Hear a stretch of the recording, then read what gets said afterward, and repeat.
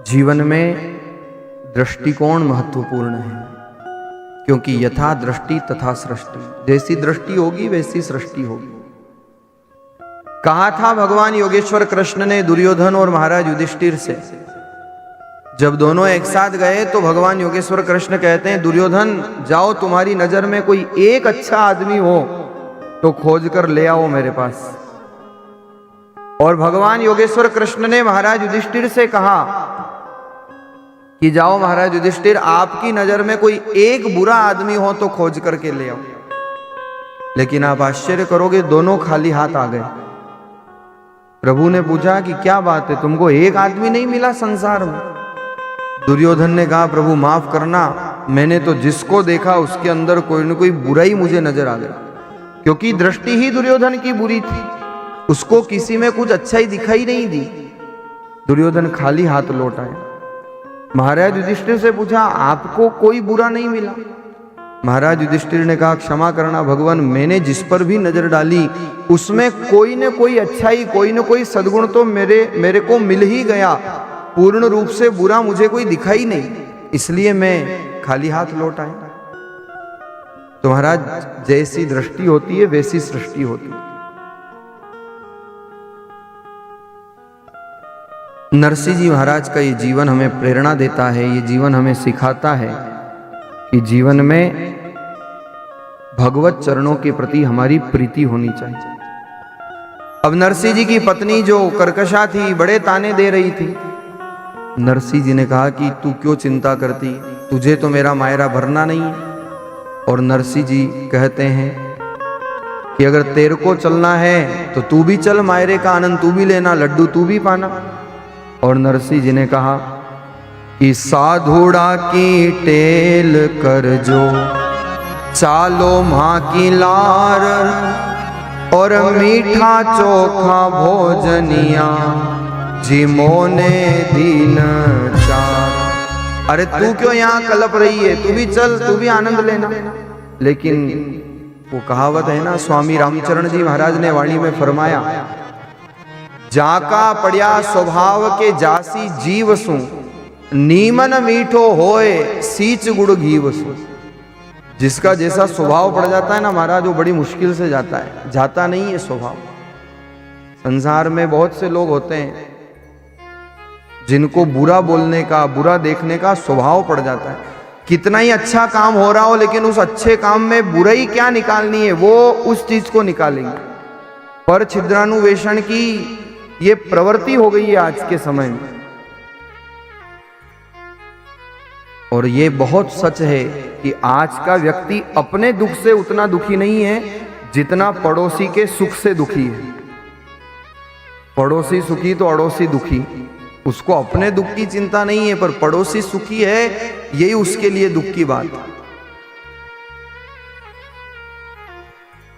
एक बार महाराज, एक व्यक्ति ने भगवान का भजन किया, और भजन किया तो भगवान प्रसन्न हो गए।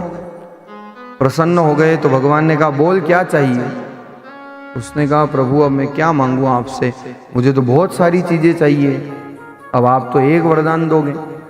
तो भगवान ने क्या किया, भगवान ने कहा, ले ये घंटी। भगवान ने घंटी दे दी उसको और कहा, बस इसको जब भी बजाएगा जो मांगेगा वो मिल जाएगा। भगवान ने दवा तो दी, पर साथ में परहेज भी बता दिया। भगवान ने कहा, ये घंटी तू बजाएगा और जो सामान मांगेगा तुझे मिल जाएगा, पर तेरे पड़ोसी को वही सामान दुगना मिलेगा। दवा तो दी, पर परहेज ऐसा जोरदार दिया भगवान ने। उस बंदे ने कहा, मेरे को तो एक मिलेगा और मेरे पड़ोसी को दो मिलेंगे, ये वो कैसे सहन कर सकता था? बंदे ने साहब वो घंटी को जो है पेटी में पैक करके, हाजिरी लगा करके और अंदर रख दी। मैं जीवन में दुख देख लूंगा, पर मेरे को एक मिले, पड़ोसी को दो मिले, ये कैसे सहन हो सकता? और साहब गया, वो परदेश गया कमाने के लिए। योग संयोग ऐसा, घर पर कुछ भोजन पानी इत्यादि कुछ नहीं। एक दिन वो उसकी पत्नी ने देखा, अब तो कुछ भी बचा नहीं, 2 समय की भोजन की व्यवस्था भी नहीं, कोई न कोई सामान बेच करके काम चलावे। तो उसके हाथ वो पेटी लगी और उसने पेटी खोली। पेटी खोली तो वो सुंदर सी घंटी दिखी। उसने कहा, अपने ये घंटी काम तो आती नहीं है, बाजार में बेच देते हैं। 2-4 समय के भोजन की व्यवस्था तो हो ही जाएगी। और महाराज घंटी हाथ में ली, देखी बजई उसको, बड़ी सुंदर घंटी है, इससे तो भोजन आ ही जाएगा। और इतना कहना हुआ, घंटी बजाई और सामने भोजन की थाली आ गई। उसने कहा अरे तो चमत्कारी घंटी। फिर घंटी बजाई और घंटी बजा करके कहा कि 56 भोग आ जाए, तो 56 भोग आ गए। घंटी बजाई, बोले तो घंटी से ही काम हो रहा है। घंटी बजाई, बंगला खड़ा हो जाए, बंगला खड़ा हो गए। घंटी बजाई, एक गाड़ी आ जाए, गाड़ी आ गई। और महाराज उसके तो प्रसन्नता का वारा पार नहीं। उसको तो पता नहीं घर में ही कल्पवृक्ष है और पतिदेव बाहर घूम रहे। थोड़े दिन बाद पतिदेव आए तो देखा झोपड़ी ने डोकरी दो ही गायब, सुंदर महल सामने। और अंदर प्रवेश किया तो कहा भाग्यवान ये क्या, ऊपर से नीचे देखा 16 श्रृंगार से श्रृंगारित। बोले आपने मुझे पहचाना नहीं, मैं आपकी होम मिनिस्टर। अरे बोले ये सब माया का प्रभाव, ये कहाँ से मिली तुझे? अरे बोले आपको तो पता ही नहीं कहाँ कहाँ घूम रहे हो, घर में ही कल्पवृक्ष है। मेरे तो एक दिन ये देखो, ये घंटी हाथ लगी है, इसको जो बजाओ जो मांगो वो मिल जाता है। और उसने देखा तो पेटी में से वो घंटी निकाल करके वो घंटी उसके हाथ में आ गई। अब तो महाराज वो इतना दुखी हुआ, देखा उसके एक बंगला तो तुरंत बाहर गया, पड़ोसी के 2 बंगले। उसने देखा मेरे एक गाड़ी तो पड़ोसी के 2 गाड़ी, मेरे घर के बाहर एक गार्डन तो पड़ोसी के घर के बाहर 2 गार्डन।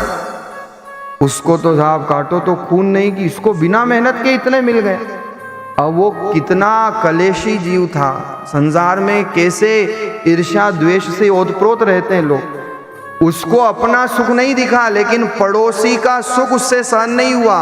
हाथ में घंटी ली और घंटी बजा करके कहा हे भगवान मेरा एक हाथ टूट जावे। अब उसका तो एक टूटा, पड़ोसी के बेचारे के।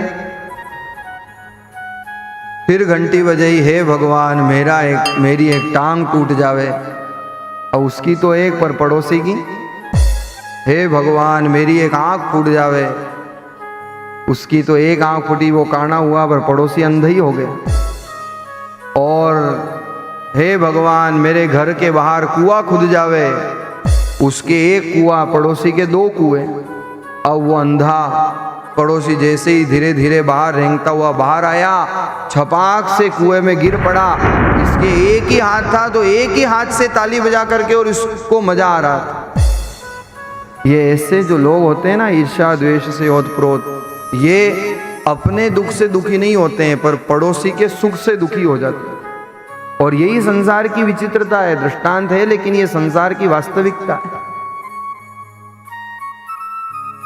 नरसिंह जी की घरवाली भी बहुत नरसिंह जी को सुनाती है।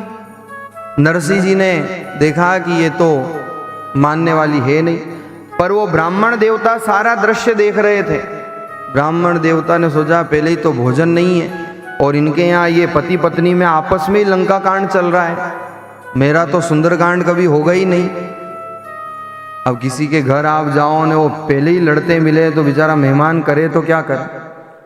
एक बार महाराज एक दंपति थे तो एक मेहमान आए तो घरवाली ने कहा कि देखो थाके तो रोज रोज मेहमान आवे, मारूं या अतरी सेवा चाकरी पार नहीं पड़े थे तो ऑर्डर कर दो, रोटियां बनाओ ने 18 जना की रोटियां बनाओ ने भोजन बनाओ, हमारे यही काम है, दिन रात रोटियां ही पोती रहूं मैं। तो आज मेहमान आए ने उसने मना कर दिया देवी ने कि मैं तो भोजन नहीं बनाऊंगी। अब पतिदेव बड़े होशियार थे, उन्होंने कहा देवी शांति तो रख, अंदर आ।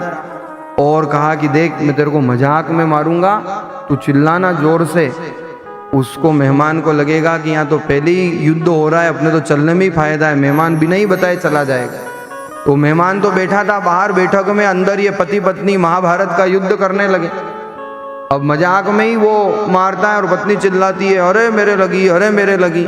मेहमान ने देखा यहाँ तो पहले ही लंका कांड हो रहा है, अपने तो किष्किंधा कांड करने में ही फायदा है, चलने में ही फायदा है। और वो जैसे ही सीढ़ियों से उतरा इतने में वो पति पत्नी दोनों बाहर निकल के आए।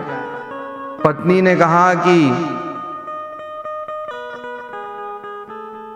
अरे थे तो मारे मारी पर मारे तो लगी को नहीं। पति क्यों कि मैं थारे की हांची में थोड़ी मारी, मैं तो थारे मजाक में मारी, जू थारे लगी को नहीं।